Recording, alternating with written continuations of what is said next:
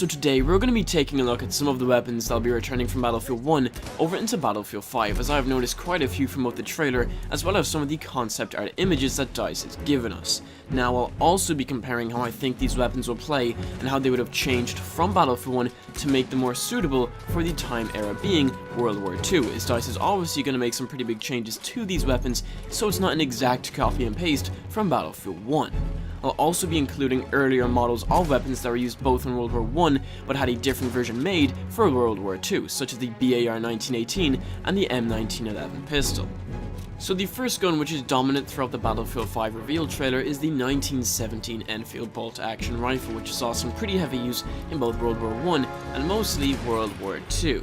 We first got to see this gun in the Apocalypse DLC for Battlefield 1, which launched back in February, with a later model being added into the game with a sniper scope and a suppressor. Overall in Battlefield 1, the 1917 Enfield is a pretty enjoyable rifle to use. We also know that it's going to be making a return in Battlefield 5, as we can see it all over the reveal trailer at several times. We see one with just iron sights, and then we also see one later in the reveal trailer that's got a sniper scope mounted to the top, and it's also got some foliage around the barrel of the rifle. So it already looks like we're going to be seeing several different accessories available for the Enfield rifle in Battlefield 5.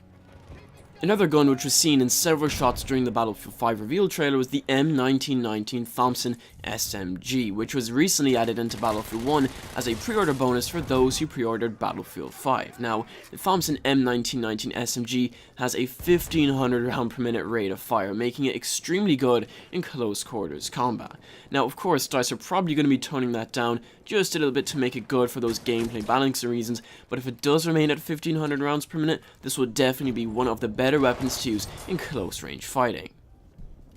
Taking things up a level here, we'll also be seeing the return of the Luas machine gun in BF5, as we've seen this in concept art. Plus, DICE have given us a Battlefield 1 mission which allows you to unlock a skin for the gun in Battlefield 5, and I'm quite interested to see how DICE will change it up this time, as in Battlefield 1 it's not too much of a fan favorite, but maybe we might be seeing a later edition of the gun which should bring some pretty refreshing changes to this light machine gun.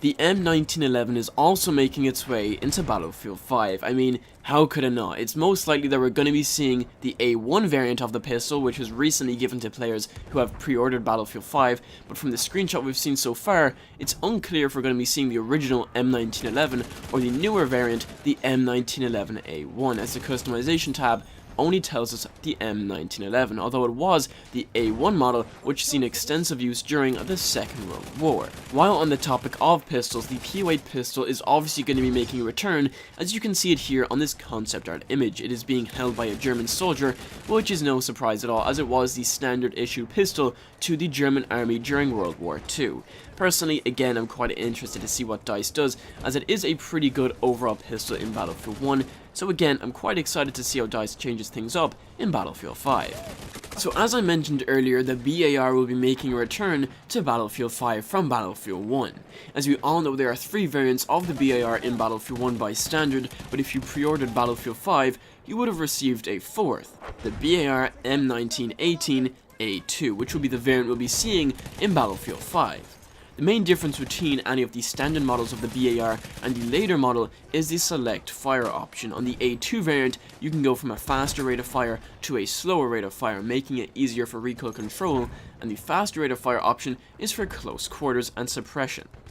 Now this final weapon here is not going to be completely transferred over into Battlefield 5, but it does have a later model which I would say is going to perform very similarly to how its older model did back in Battlefield 1, and that is the MP34, which you've got to see quick snippets of during the multiplayer reveal trailer of Battlefield 5. And the most exciting thing here is that it's got a red dot attached to the top. It really excites me, as we're finally going to be able to deck out our weapons once again with different sights, grips, muzzle brakes, and all of that good stuff, making each and every weapon even more fun to use. So in Battlefield 1 we've got to see the MP18, and now in Battlefield 5 we'll be seeing the MP34, which had a slight increase in rate of fire from 450 rounds per minute, and that is what the MP18 had. And now the MP34 has a 600 round per minute rate of fire. I did also notice that the MP34 has a stick magazine coming up the side, meaning that it's probably going to have less rounds, but then again we might be seeing some sort of extended mag option within Battlefield 5.